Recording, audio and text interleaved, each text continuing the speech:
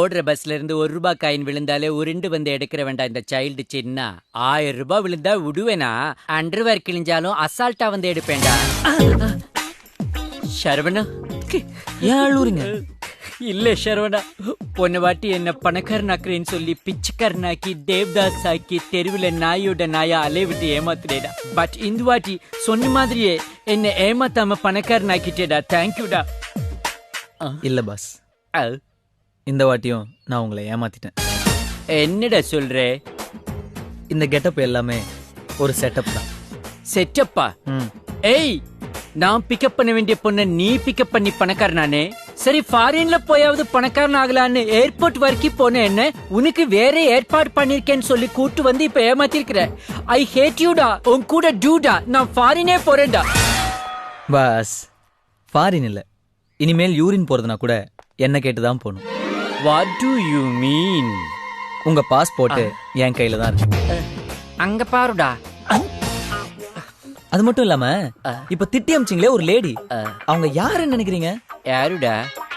தமிழ்நாட்டுல இருக்கிற மிகப்பெரிய கோடீஸ்வரன், வெள்ளையா இருக்கிற ஒரு சொர்ணாக்கா. சொர்ணாக்காவா? இப்போ நீங்க போட்டதெல்லாம் டிராமான்னு அவங்களுக்கு தெரிஞ்சதுன்னு வச்சுக்கோங்களேன், உங்க தோலை உரிச்சு தொங்க விட்டுருவாங்க. டிஐஜி ஐஜி எல்லாம் அவங்களுக்கு ரொம்ப close. I'll keep in touch with you. Hi buddy. Congrats. Nice to see you. Thank you. Welcome Swamiji. வாங்க போலாம்.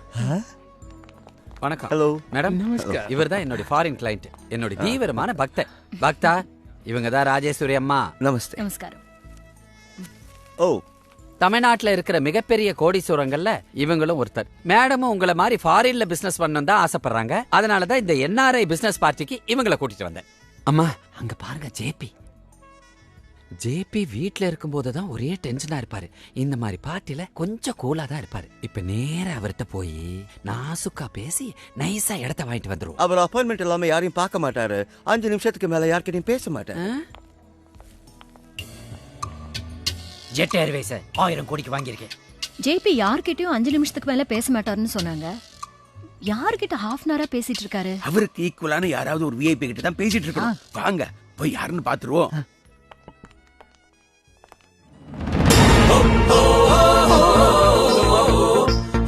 சரவணா, அமெரிக்காவில பில் கேட்ஸோட பையன் ஆல் கேட்ஸ்க்கு என் பொண்ணை கேட்கறாங்க. அவருக்கு கொடுக்குமா இல்ல ஒபாமாவுக்கே கொடுத்துடலாமா? நீயே சொல்லு. எதுக்குங்க வெளிநாட்டுலாம் கல்யாணம் பண்ணி கொடுக்கணும்? இந்தியாலேயே ஒரு நல்ல மாப்பிள்ளையா பார்க்கலாமே. இந்தியாவில கூட சம்பந்தம் பண்ணக்கூடிய ஒரே ஆளு சிங் மட்டும்தான். ஹர்பஜன் சிங்கா சார்? மன்மோகன் சிங். கரெக்ட்.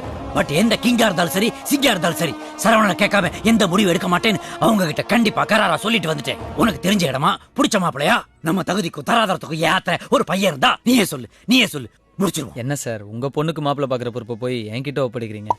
என்ன சரவணா அப்படி சொல்லிட்ட? அன்னைக்கு ஹெலிகாப்டர்ல போய்கிட்டு இருக்கும்போது ஒரு சின்ன ஆக்சிடென்ட், டமால் ரோட்ல விழுந்துட்டோம். நானும் என் பொண்ணும் குத்துயிரும் கொலையுமா கிடந்தப்போ நீதான் எங்களுக்கு ரத்தம் கொடுத்து எங்க உயிரை காப்பாத்துறது எங்க ஊருக்கார பையன் தான் தெரிஞ்ச உடனே என் சொத்து முழுக்க உன் பேருக்கு எழுதி வைக்கலாம்னு முடிவெடுத்தேன். ஆனா நீ சொத்து வேண்டாம், உங்க சொந்தம் தான் வேண்டும்னு சொல்ல. போடா ஃபூல். சரவணா, இங்க இருக்கவங்க எல்லாம் எனக்கு கடன் பட்டிருக்காங்க.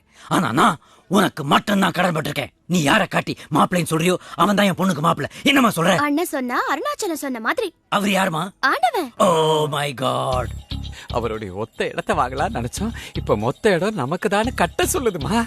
அது எப்படி சாமி நடக்கும்? கண்டிப்பா நடக்குமா. ஜேபி தன்னுடைய ஒரே பொண்ணுக்கு மாப்பிள்ளை தேடிட்டு இருக்காரு.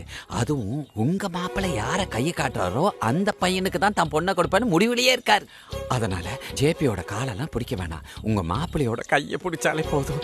ஜேபிக்கு நீங்க சம்பந்தி ஆயிடலாம். அப்புறம் அவருடைய மொத்த சொத்து உங்களுக்கு தான். சந்தோஷம் தானே? கையக்குடியா, இன்னைக்கு தான் கரெக்டா வேலை பார்த்தேன். ஏய் ஷர்வனா, உன் அத்தையை எப்படிடா உன் வழிக்கு கொண்டு வந்த? அது என் மாமியாரு ஜோசியத்துல கொஞ்சம் வீக். ஆனா அந்த ஜோசியரு கோவிந்த கோவிந்த கோவிந்த கோவிந்த கோவிந்தா கோவிந்த கோவிந்த கோவிந்த கோவிந்த கோவிந்தா கோவிந்த கோவிந்த கோவிந்த கோவிந்த கோவிந்தா கோவிந்த கோவிந்த கோவிந்த கோவிந்த கோவிந்தா.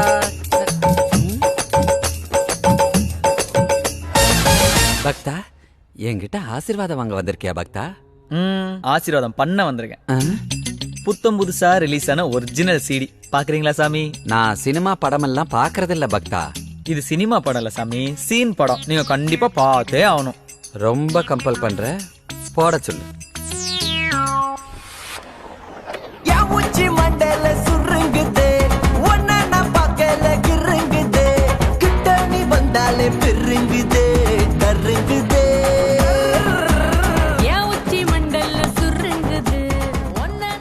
இதுல ஒண்ணு தப்பு இல்லையே, நான் பரவச நிலையில இருக்கேன்.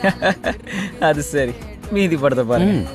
தினம் தினம் ஓசியில இப்படி வந்து போயிட்டே இருக்கீங்களே, எனக்கு எப்பதான் செட்டில்மெண்ட் பண்ணுவீங்க சாமி? கொஞ்சம் பொறுமையா இரு. ராஜேஸ்வரிட்டேந்து ஒரு பெரிய அமௌண்டா கரெக்ட் பண்ணி உன் லைஃபே செட்டில் பண்ணிடுறேன். நீங்க கேட்ட ராஜேஸ்வரி பணம் தருவாங்களா? வணக்கதா, அவ ராஜேஸ்வரி. என்ன பொறுத்த வரைக்கும் அவ ராஜேஸ்வரி. புரியுதா? புரியலையே. இத பார், நான் தான் அவளை கோடீஸ்வரி ஆக்குனேன். நான் நினைச்சா அவளை பிச்சைக்காரியா கூட ஆக்கிருவேன். நீங்க பெரிய சாமியார் தான்.